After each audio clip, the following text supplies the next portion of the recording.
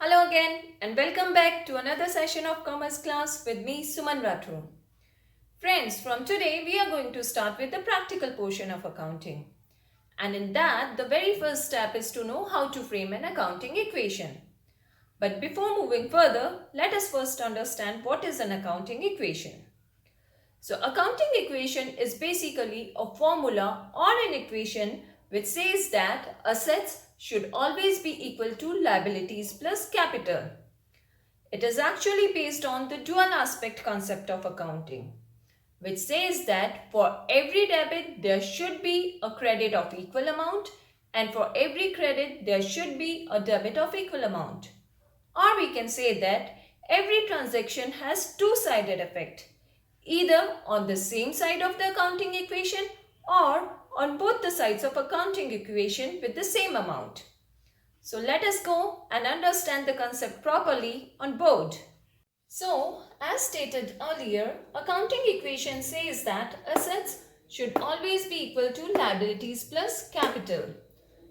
But before understanding the accounting equation, it is very much essential to know the balance sheet first. Now, balance sheet is a statement which is prepared at the end of the year and it has two sides, liability side which is recorded on the left hand side and asset side which is recorded on the right hand side. And balance sheet says that at any point of time, the total on both the sides of the statement should always be equal. And the same thing is expressed in the form of accounting equation. Like we can see here, assets should always be equal to liabilities plus capital.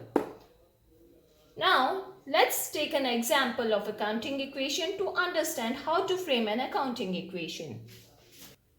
So now, let's take few transactions to understand how an accounting equation is formed. This is the format of accounting equation. First is serial number, then is transaction. All the transactions will be recorded here. Then is the asset column.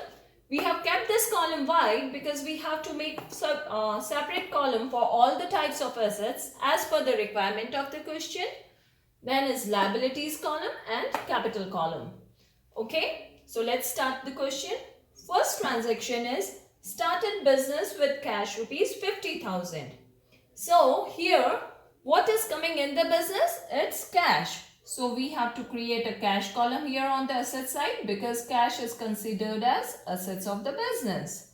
Okay, and this cash is coming in the business by way of capital. So we have to make the entry here in the capital column also. Okay. And always remember that this capital is a claim against the assets of the firm. Okay, so let's record the transaction now. Started business with cash rupees 50,000.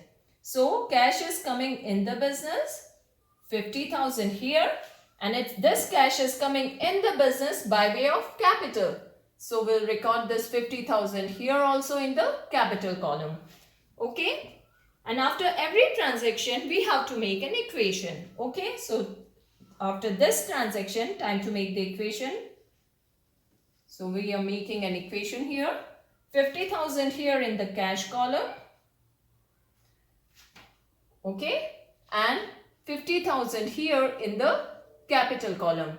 So now you can see that the amount on both the sides of this equal to sign is same. So the equation is balancing.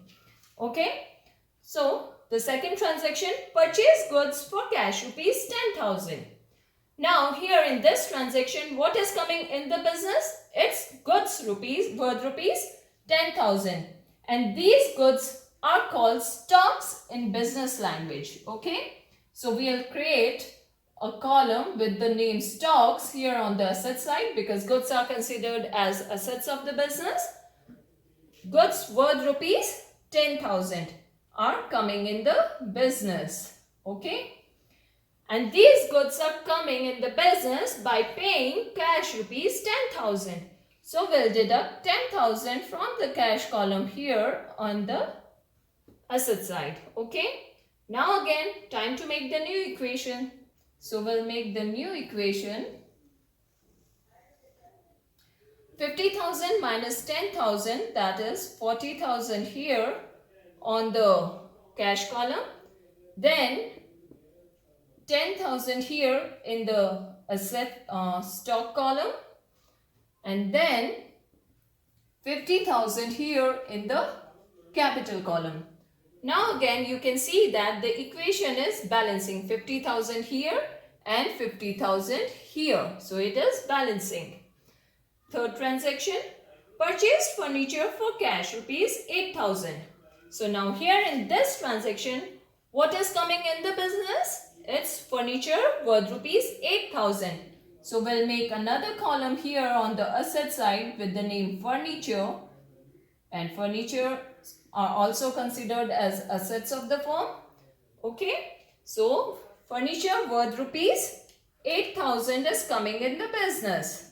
So we'll record this 8,000 here in the furniture column, and for buying these furniture, what is going out of the business? It's cash rupees 8,000.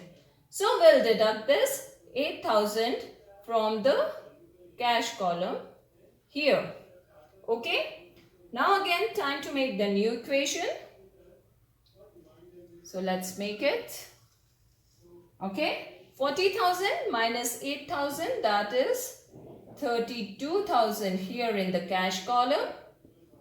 Then stocks as it is 10,000.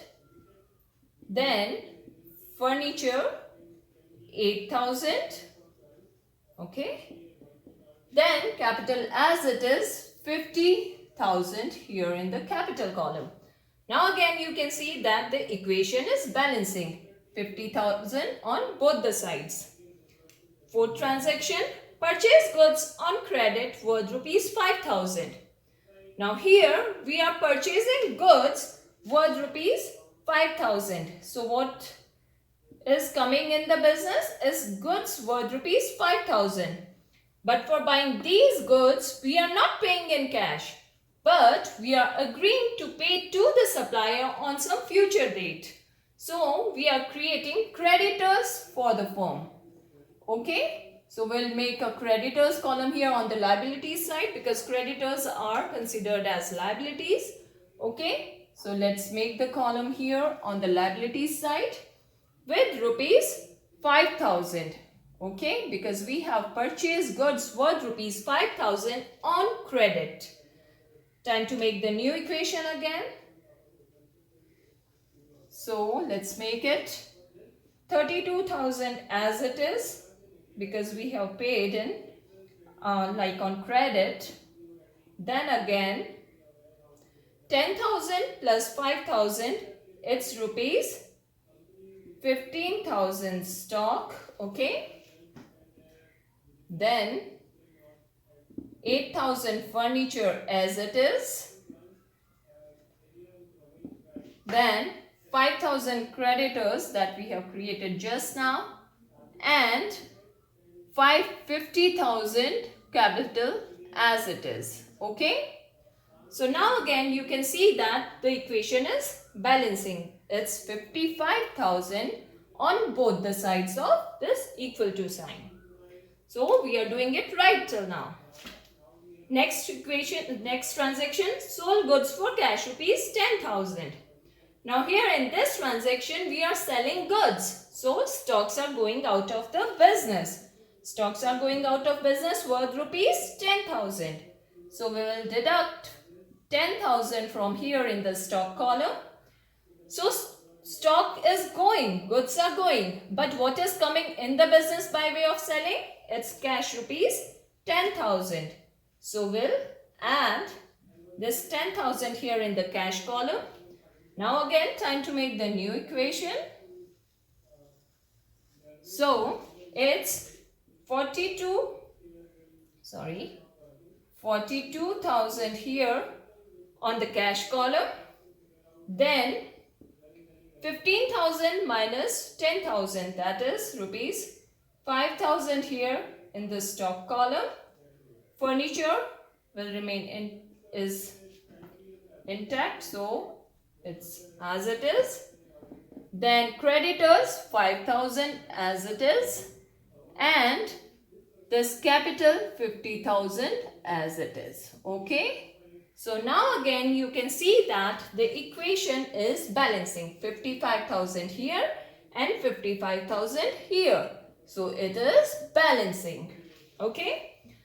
Now sixth transaction. Paid rent rupees 10,000. Now here we are paying rent in cash worth rupees 1,000. Okay. So always remember that all the expenses and losses will be deducted from this capital. Okay. So this rent amount rupees 1,000 will be deducted from the capital here. Okay. So let's deduct it. 1,000. And this 1,000 that we are paying by way of rent, it's in cash. So we'll deduct 1,000 from here also in the cash column. Now again, time to make the equation. And this equation is our final equation because we are done with the question. Okay. So let's make it. 42,000 minus 1,000, that is 41,000 here in the cash column. And then 5,000 as it is in the stocks column, and then 8,000 as it is in the furniture column. Okay.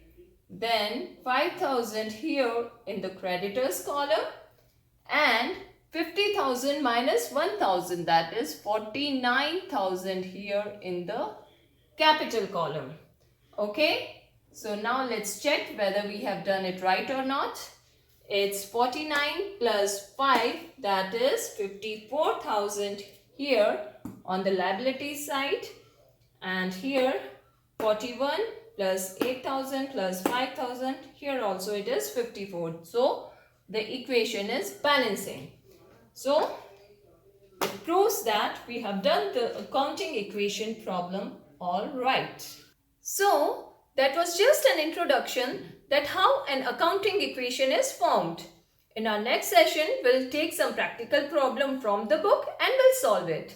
Hope you have understood the concept. Thanks for staying in tune and don't forget to like and subscribe my channel.